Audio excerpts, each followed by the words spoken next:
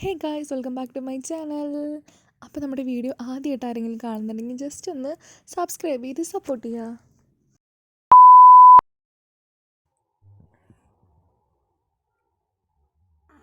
Good morning. Hello. ഇന്ന് നമ്മൾ vaccination ഡേയാ. പോവാം, നമുക്ക് ഇഞ്ചക്ഷൻ കുത്താൻ പോവാ.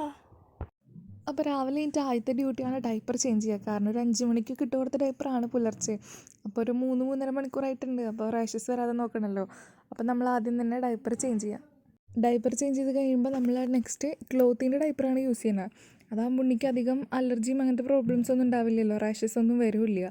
അപ്പോൾ ക്ലോത്തിൻ്റെ ഡൈപ്പറാണ് റീയൂസ് ചെയ്യാനും പറ്റും, വാഷബിളാണ്.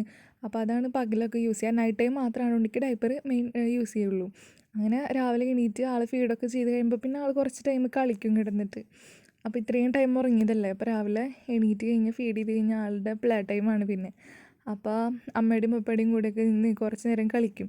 ആ ടൈമിൽ ഞാൻ എൻ്റെ ബ്രേക്ക്ഫാസ്റ്റ് കഴിക്കലും പിന്നെ ഹസ്ബൻഡിനെ വീഡിയോ കോളൊക്കെ ചെയ്യും. ആളവിടെയാണല്ലോ. അപ്പോൾ എൻ്റെ രാവിലത്തെ ടൈം അതാണ്. അമ്മയും പപ്പയും കളിപ്പിക്കുന്ന ടൈമിലാണ് ഞാൻ എൻ്റെതായ കാര്യങ്ങളൊക്കെ ചെയ്യുക.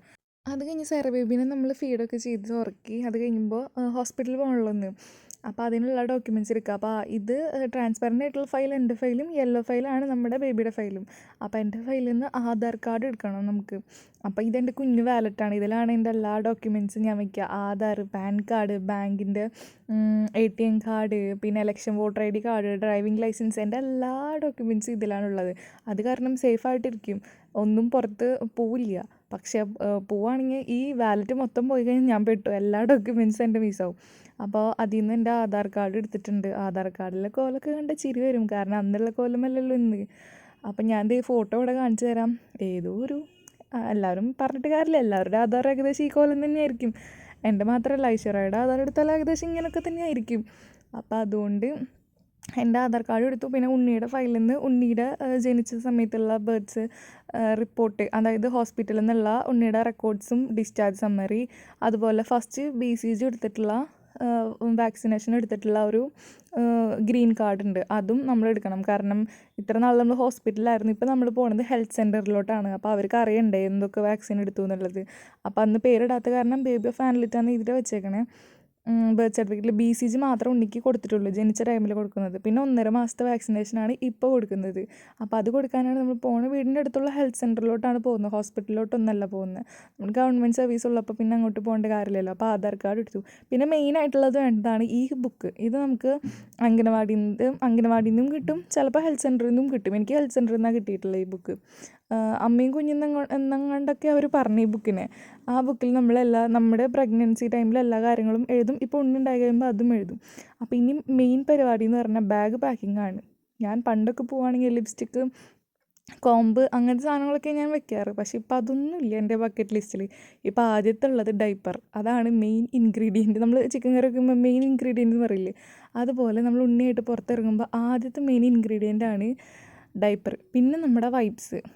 അത് കഴിഞ്ഞിട്ടുള്ളതാണ് നമ്മൾ കോട്ടൻ്റെ 2-3 ടവൽ വെച്ചിട്ടുണ്ട്. എന്തെങ്കിലും പെട്ടെന്ന് എമർജൻസി ആയിട്ട് ആവശ്യം വന്നു കഴിഞ്ഞാൽ, ഉണ്ണിക്ക് എന്തെങ്കിലുമൊക്കെ ആയി കഴിഞ്ഞാൽ ഒന്ന് തുടയ്ക്കണമെങ്കിൽ. പിന്നെ അതുപോലെ ഡ്രൈ ഷീറ്റ്, ഉണ്ണീനെ കിടത്തിയിട്ട് ഡൈപ്പർ ചേഞ്ച് ചെയ്യാനും പിന്നെ എന്തെങ്കിലുമൊക്കെ ഉണ്ടെങ്കിൽ എവിടെയെങ്കിലും ഒന്ന് കിടത്തണം എന്നുണ്ടെങ്കിലൊക്കെ ഒരു ഡ്രൈ ഷീറ്റ്. ഇത് 3ആണ് എൻ്റെ ഇപ്പോൾ ബക്കറ്റ് ലിസ്റ്റിലുള്ള മെയിൻ 3 കാര്യങ്ങളാണിത്. ഇത് ഇല്ലാണ്ട് ഉണ്ണി ഇതെപ്പോഴും പാക്ക് ചെയ്ത് വയ്ക്കും ഉണ്ണിക്ക് ഓൾറെഡി. എന്നിട്ട് അതൊരു പ്ലാസ്റ്റിക്കിൻ്റെ ഒരു ബാഗിലാക്കിയിട്ട് ഇങ്ങനെ നമ്മൾ സൂക്ഷിച്ചു, എന്നിട്ട് ഇങ്ങനെയാണ് ബാഗിലോട്ട് വെക്കുക. അതാകുമ്പോൾ ഒന്നും ആവില്ല, ഉണ്ണിയുടെ അത് സേഫായിട്ട് ഇരിക്കുകയും ചെയ്യും. വല്ല പ്രാണിയോ ഉറുമ്പോ അങ്ങനത്തെ സംഭവങ്ങളൊന്നും ആയിരിക്കില്ല. അപ്പോൾ ഇങ്ങനെ വെച്ച് കഴിഞ്ഞാൽ ബാഗിൽ സേഫായിട്ടിരിക്കും. നമുക്ക് വേണമെങ്കിൽ നമ്മുടെ സാധനങ്ങളും അതിലിടാം, കാരണം രണ്ടും മിക്സ് ആവില്ല. അത് കഴിഞ്ഞിട്ട് ആ ബുക്കിൻ്റെ കൂടെ എൻ്റെ ആധാർ കാർഡും ഉണ്ട്. അതുപോലെ തന്നെ ഉണ്ണിക്ക് വാക്സിനേഷൻ ആദ്യം കൊടുത്തിട്ടുള്ള ഡീറ്റെയിൽസും ഉണ്ട്. അപ്പോൾ ഇതാണ് മെയിനായിട്ട് നമ്മൾ ഹോസ്പിറ്റലിലോട്ട് പോകുമ്പോൾ കൊണ്ടുപോകുന്നത്. പ്ലസ് അഡീഷണലായിട്ട് വെള്ളം. 3 ലിറ്റർ വെള്ളമാണ് എൻ്റെ അടുത്ത് ഒരു ദിവസം കുടിക്കാൻ പറഞ്ഞേക്കണത്. അപ്പോൾ അതുകൊണ്ട് ഒരു 1 ലിറ്ററിൻ്റെ ഒരു വെള്ളം വെച്ചിട്ടുണ്ട്. പിന്നെ മെയിനായിട്ടുള്ളത് പവർ ബാങ്ക്. ഹോസ്പിറ്റലിലോട്ടാണല്ലോ പോകുന്നത്, എന്തെങ്കിലും കുറച്ച് ടൈം അവിടെ ഫ്രീ ആയിട്ടിരിക്കേണ്ടി വരും. അപ്പോൾ ബോറടി മാറ്റാൻ വേണ്ടിയിട്ട് ഫോൺ ഉപയോഗിക്കുമ്പോൾ ചാർജ് തീരുമല്ലോ, അപ്പോൾ ഒരു പവർ ബാങ്കും വെച്ചു. പിന്നെ നമ്മുടേതായ കാര്യങ്ങളെല്ലാം വെച്ചിട്ട് ബാഗ് പാക്ക് ചെയ്ത് നമുക്ക് പോകാൻ റെഡിയായി. ഇതാണ് മെയിൻ ഉണ്ണിക്ക് ആവശ്യമായിട്ടുള്ള സാധനങ്ങൾ. ഇനി നമുക്ക് പോവാം.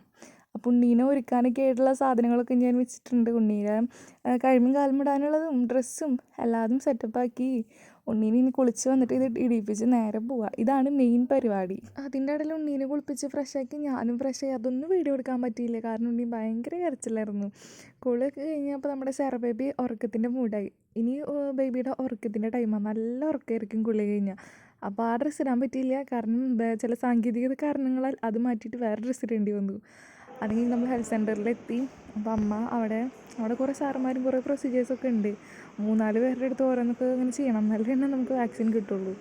അങ്ങനെ അമ്മ സാറിൻ്റെ കയ്യിൽ എന്തൊക്കെയോ ഉണ്ണിയുടെ ഡീറ്റെയിൽസൊക്കെ കൊടുത്തു. അത് കഴിഞ്ഞിട്ട് ആ സാറ് ആ ബുക്കിൽ എന്തൊക്കെയോ നോട്ട് ചെയ്യുന്നുണ്ടായിരുന്നു. അങ്ങനെ നമ്മുടെ സെറ ബേബിനെ വെയിറ്റ് നോക്കാനായിട്ട് മെഷീനിലോട്ട് കയറ്റി കിടത്തി വെയിറ്റൊക്കെ നോക്കി 4.5 കിലോ ഉണ്ടായിരുന്നു. കുഴപ്പമൊന്നുമില്ല, ആവറേജ് വെയിറ്റ് തന്നെയാണ്. അപ്പോൾ ഉണ്ണിക്ക് അടുത്തത് നമ്മുടെ ഓറലായിട്ട് 2 മെഡിസിൻ കൊടുത്തിട്ടുണ്ടായിരുന്നു. അതിൻ്റെ പേരെനിക്ക് പറഞ്ഞു തന്നായിരുന്നു, പക്ഷേ ഇപ്പോൾ വോയിസ് ഓവർ കൊടുക്കുന്ന നേരത്ത് ഞാൻ മറന്നുപോയി. വീഡിയോ എടുത്തിട്ട് കുറച്ച് ദിവസമായി, അപ്പോൾ അതുകൊണ്ട് ഞാനത് മറന്നുപോയി. 2 ഓറലും ഉണ്ടായിരുന്നു, 3 വാക്സിനും ഉണ്ടായിരുന്നു. അപ്പോൾ ആദ്യത്തെ ഓറൽ എടുത്ത് പോയപ്പോൾ ബേബി കിടന്ന് ഇങ്ങനെ മുഖത്തോണ്ടൊക്കെ എക്സ്പ്രഷനൊക്കെ എന്നെ നോക്കി കാണിക്കുന്നുണ്ടായിരുന്നു. അപ്പോൾ ഞാനതാണ് അമ്മേനെ നോക്കി ചിരിച്ചത്. അടുത്തതും ഓറലിൽ തന്നെ ഉണ്ണിക്കും കൊടുത്തു. അത് കഴിഞ്ഞിട്ടാണ് ഇനി വാക്സിൻ എന്ന് പറഞ്ഞാൽ 3 വാക്സിനുണ്ട്. ഒരു വാക്സിൻ കൈമേ, 2 എണ്ണം കാലുമേ.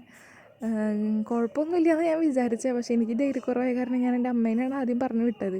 പക്ഷെ അവിടെ തന്നെ നേഴ്സ് പറഞ്ഞു കുട്ടിയുടെ അമ്മ തന്നെ വരണം, എൻ്റെ അമ്മ വന്നിട്ട് കാര്യമില്ലെന്ന്. അപ്പം അങ്ങനെ എന്നോട് തന്നെ എടുക്കാൻ പറഞ്ഞു. അങ്ങനെ വാക്സിൻ കൊടുത്തു. ആദ്യത്തെ വാക്സിൻ കൈമയായിരുന്നു. വലിയതായിട്ട് കരഞ്ഞൊന്നുമില്ല, എന്നാലും ചെറുതായിട്ട് കരഞ്ഞുള്ളൂ, കുഴപ്പമൊന്നും ഉണ്ടായിരുന്നില്ല.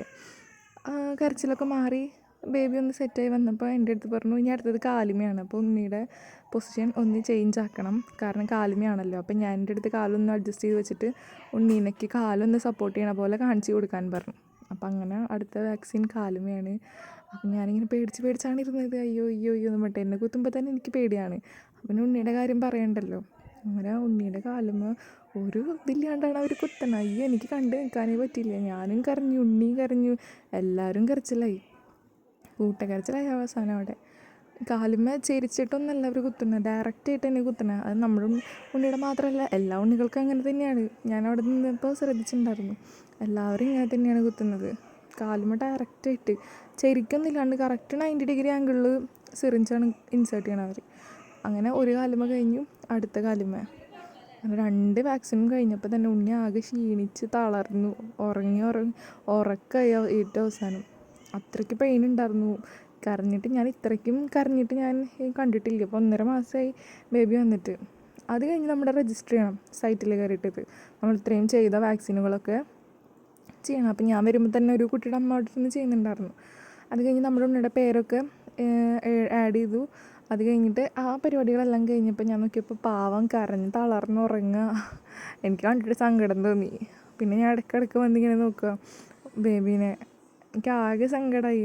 പ്രസവിച്ചപ്പോൾ വരെ ഞാൻ ഇത്രയും കരഞ്ഞിട്ടില്ല. പക്ഷേ ഇപ്പോൾ ഭയങ്കര സഹിക്കാൻ പറ്റുന്നുണ്ടായിരുന്നില്ല. അവർക്ക് ഒരു സിറിഞ്ച് കുത്താന്ന് പറയുമ്പോൾ എനിക്കറിയില്ല. അപ്പോൾ എനിക്ക് മനസ്സിലായി നമ്മുടെ അമ്മമാർ ഇങ്ങനെ തന്നെയായിരുന്നു. അതിൻ്റെ കൂടെ അവരൊരു പാരസെറ്റമോൾ സിറപ്പ് തന്നിട്ടുണ്ടായിരുന്നു, കാരണം 6 അവർ കൂടുമ്പോൾ ഉണ്ണിക്ക് കൊടുക്കണം എന്ന് പറഞ്ഞിട്ടുണ്ടായിരുന്നു പനി വരാതിരിക്കാൻ. അപ്പോൾ 2.5 ml വെച്ചിട്ട് 6 മണിക്കൂർ ഇടവിട്ടിട്ട് ഇത് കൊടുക്കാനും പറഞ്ഞിട്ടുണ്ടായിരുന്നു. ഇനി എന്താവുമെന്ന് കണ്ടറിയാം. ഇനിയുള്ള മണിക്കൂറുകൾ നിർണായകമാണ്. അപ്പോൾ ഇന്നത്തെ വീഡിയോ ഇത്രയേ ഉള്ളൂ. നമ്മുടെ ഉണ്ണിയുടെ വാക്സിനേഷനൊക്കെ വളരെ ഭംഗിയായി കഴിഞ്ഞിട്ടുണ്ട്. അപ്പോൾ നിങ്ങൾക്ക് വീഡിയോ ഇഷ്ടപ്പെടുകയാണെങ്കിൽ ലൈക്ക് ചെയ്ത് സബ്സ്ക്രൈബ് ചെയ്ത് സപ്പോർട്ട് ചെയ്യുക. Thank you for watching.